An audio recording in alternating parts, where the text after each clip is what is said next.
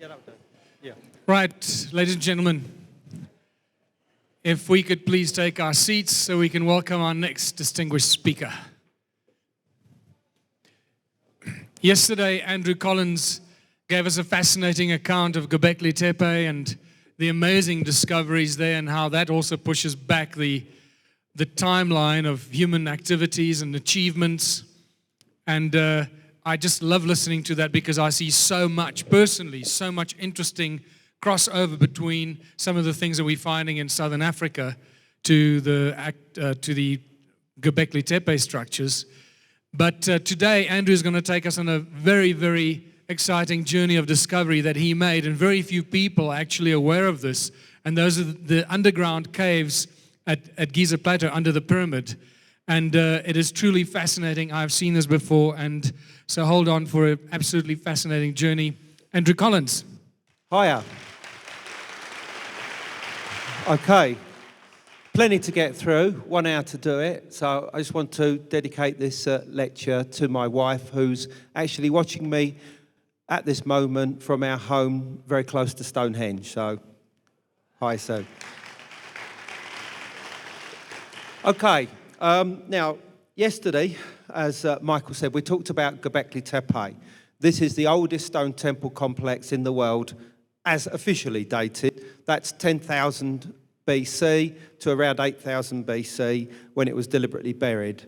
What I showed was that the shamanic elite behind it, who are remembered in the ancient texts as the Watchers, the Anunnaki, the Shining Ones, the gods, the immortals, had almost certainly come originally from Egypt, the Nile Valley in particular.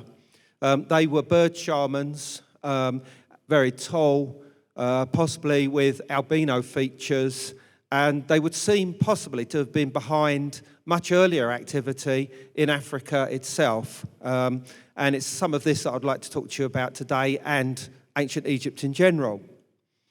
Now, obviously, many of you probably know the idea that there may be something awaiting discovery beneath the pyramids at Giza.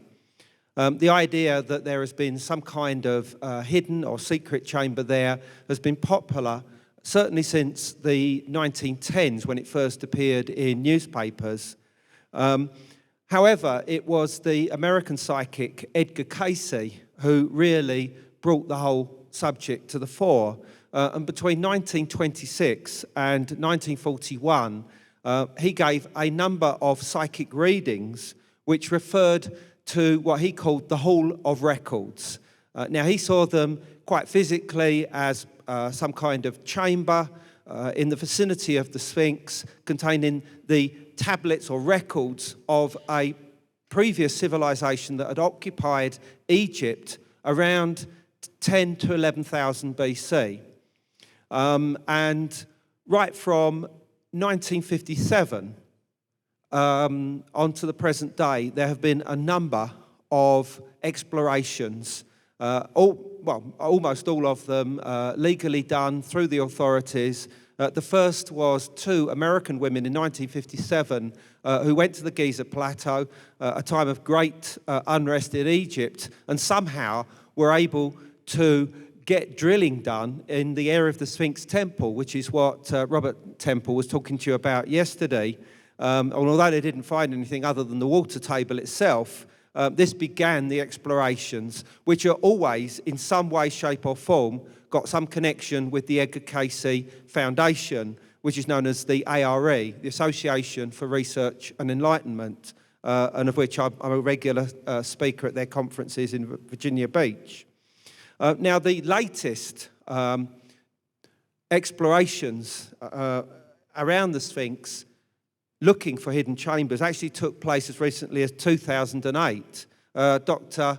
Zahi Hawass and the American archaeologist Dr. Mark Lerner used angular drills, supposedly to check the groundwater around the Sphinx. But I don't think it's any great secret that their true aim was to check out the latest ideas relating to chambers beneath the Sphinx, the body of the Sphinx.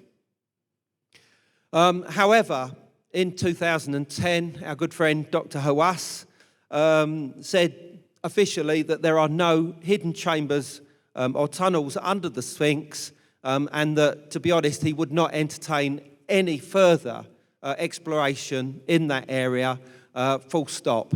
Well, of course, he's now gone. I'm sure plenty of people will clap their hands over that one. But he was like a pantomime dame because, you know, on the outside, in the public thing, he denounced all of these subjects, but in private, he believed in all of them. So there's a double standards for you. Now, my own quest to understand Giza's cave underworld began in 1985, and I'll happily admit that it was through some psychic work that I was doing with a good friend of mine and a very strange dream he had relating to the Sphinx, and I'll talk about his work later on. But this culminated with some incredible discoveries in 2008, which I need to talk to you about now. But just as a little backdrop, there is a number of ancient texts that seem to refer to some kind of underworld in the vicinity of Giza and its plateau. For instance, the Edfu building text, which Graham talked about last night in his lecture, although from the Ptolemaic period, i.e. just before the time of Christ, almost certainly recalled very, very ancient accounts of primeval beings, known as the eldest ones or the primeval ones, that existed during a primordial age, not just in Egypt, but in the area of Giza. And there's talk of them within the text constructing some kind of island, and on that island, a building, the first ever temple, and that this led down to an underground structure known as the Underworld of the Soul, the Duat Embar is what it's referred to. And into this, the mythical beings would go using power objects to affect creation in the outside world. The image you can see here, minus the strange watcher figure, which I've added, is actually from the psychic that I was working with. I was telling you about a guy called Bernard, who sadly died last year. And he said exactly the same thing. And this was long before I even found out anything about the Edfu building text, that there was a divine island at Giza. And of course, this is what Antoine was also talking about yesterday. So I would agree with all of this work. Now, within the ancient funerary texts of Egypt, it talks about a cave underworld that's on the ground and in the air. It's known as the Duat, the same name that appears in the Edfu building texts for this structure beneath Giza.